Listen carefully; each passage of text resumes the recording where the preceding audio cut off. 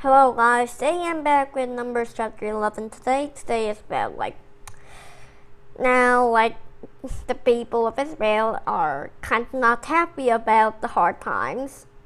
So they're complaining to God and Moses and Aaron. So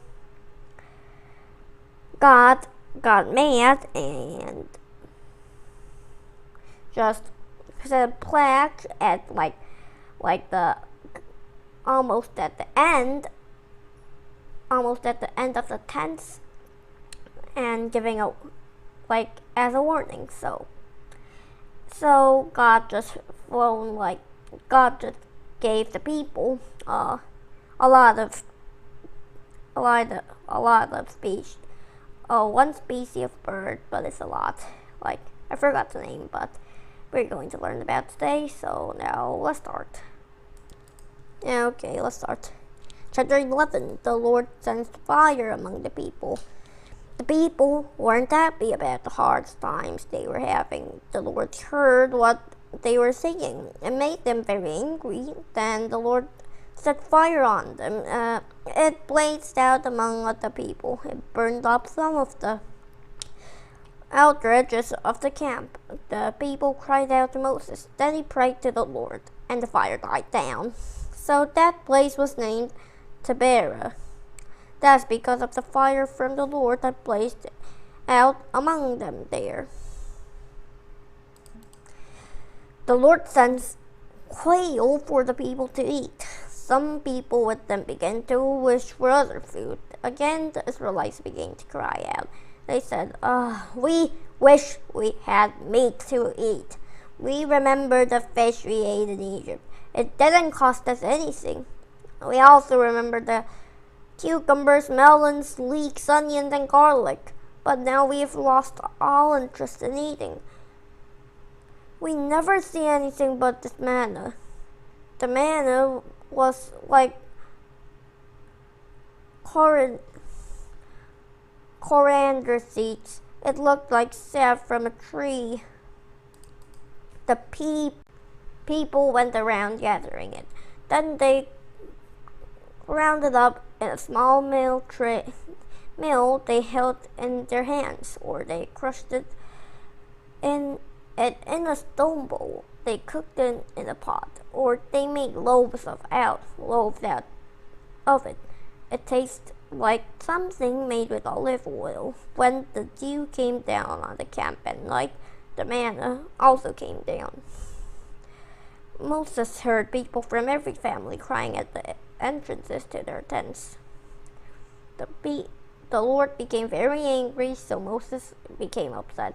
He asked the Lord, "Why have you brought this trouble on me?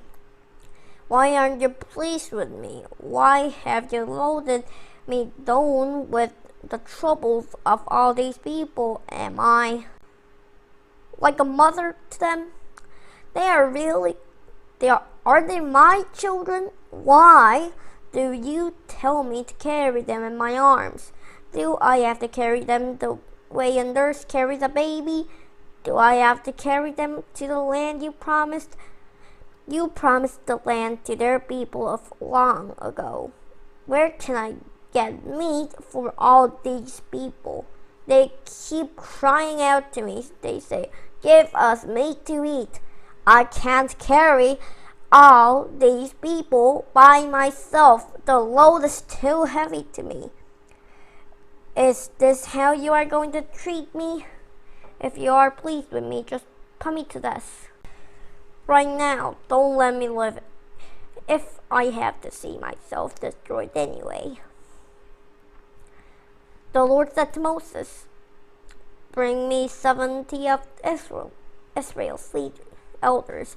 Bring men that you know are leaders and officials among the people. Have them come to the tent of meeting. I want them to stand there with you. I'll come down and speak with you there. I will take some of the power of the Spirit that is on you, and I will put it on them. They will share the responsibility of these people with you. Then you will not leave to carry it alone. Tell the people, set yourselves apart for tomorrow. At that time you will eat meat. The Lord heard you when you cried out. You said, "We wish we had meat to eat. We are better off in Egypt." Now the Lord will give you meat, and you will eat it. You will not eat it for just 1 or 2 days. You will not eat it for just 5, 10, or 20 days. Instead, you will eat it for a whole month. You will eat it until it comes out of your noses. You will eat it until you hate it. The Lord is among you, but you have turned your back on him. You have cried out while he was listening. You have said, "Why did we ever leave Egypt?" But Moses said to the Lord, "Here I am among 600,000 men on march. And you say, I'll give them meat to eat for a whole month. Would they have enough if flocks and herds were killed for them? Would they have enough even if all the fish in the ocean were caught for them?" The Lord answered Moses, "Am I not strong enough? Now you will see whether what I say will come true for you." So Moses went out. He told the people what the Lord had said. He gathered 70 of their elders together. He had them stand around the tent of meeting. Then the Lord came down in the cloud. He spoke with Moses. He took some of the power of the Spirit that was on Moses, and he put it on the 70 elders. When the Spirit came on them, they prophesied, but they didn't do it again. 2 men had remained in the camp. Their names were Eldad and Medad. They weren't listening among the elders, but they didn't go out to the tent of meeting. And the Spirit, in spite of that, the Spirit came on them too. So they prophesied in the camp. A young man ran up to Moses. He said, Eldad and Medad are prophesying in the camp. Joshua spoke up. He was the son of Nun. Joshua had been Moses' helper from the time he was young. He said, "Moses, please stop them." But Moses replied, "Are you jealous for me? I wish that all the Lord's people were prophets, and I wish that the Lord would put His Spirit on them." Then Moses and the leaders of Israel returned to the camp. The Lord set out a wind. It drove quail in from the Red Sea. Quail doesn't fly very good. Quail is not very a good flyer, so they just glide through the wind. But when the wind changed, they descend, and I guess the people ate it. It scattered them all around the camp. They were about 3 feet above the ground. They could be seen in every direction as far as a person could walk in a day. The people went out all day and gathered quail. They gathered them all night and the next day. No one gathered less than 60 bushels. Then they spread the quail out all around the camp. But while the meat was still in their mouths, the Lord acted before the people could swallow it. He became very angry with them. He struck them with a terrible plague. So the place was named Kibroth Hattaavah. That's where the bodies of the people who had wished for other food were buried. From Kibroth Hattaavah, the people traveled to Hazeroth, and they stayed there. Yeah, guys, this is the end of the book. We have a box today, so let's just read it. Before you read the Bible story, look at what God has given you.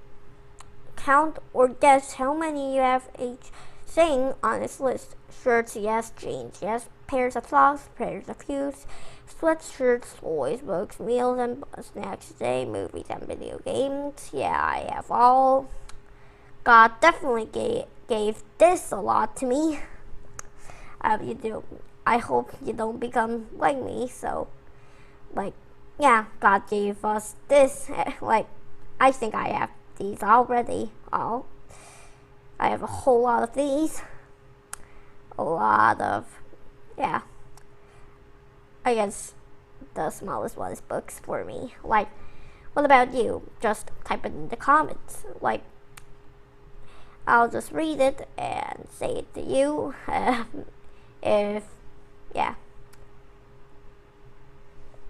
got a lot of movies and video games. I hope you don't become like me, but God gave us everything. You might think everything you get is you work and you get it by yourself, but God gives the chance that you can get the money, and then with the money that God gave, the money you can give it to somewhere and then get everything of these. And everything is from God. So everything starts from God. So I hope you know that. So just know the chances are all given from our Lord. So let's just read more and pray. Thank God for all that you have. Is there something you really need? You can pray for it. Now read Numbers 11, part 1 to 9, 31 to 34. The people of Israel had everything they needed, but they still complained and wanted more. Did you ever grumble or complain about things that you don't have? I had this quite not old. It was this year. I just wanted to buy a Lego set, and I just told to my mom, just buy me this, buy me this, buy me this. I certainly have that now, but I complained about that, and I certainly bought the internet. Well, let's just don't complain to anyone, or God, or our parents, or grandparents. Let's just don't complain. Complaining is bad. So let's pray. Dear God, today we learned about Numbers chapter 11 today. Today we learned about God setting fire on somewhere in the tents, and God getting the complaints of Israel and sending quail. And today, sorry for being so greedy to you, and we will be not greedy and faithful to God. Thank you always, and amen. Today is the end of the video, so let's say goodbye. So today,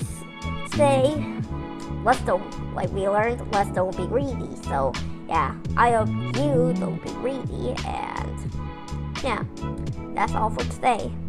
See ya.